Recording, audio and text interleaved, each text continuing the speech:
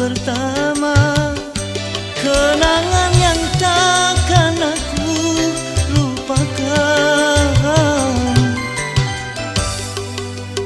Belum tentu hatinya sebening hatiku.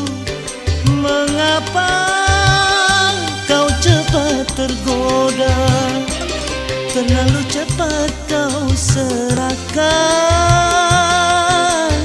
dirimu. Engkau pergi dari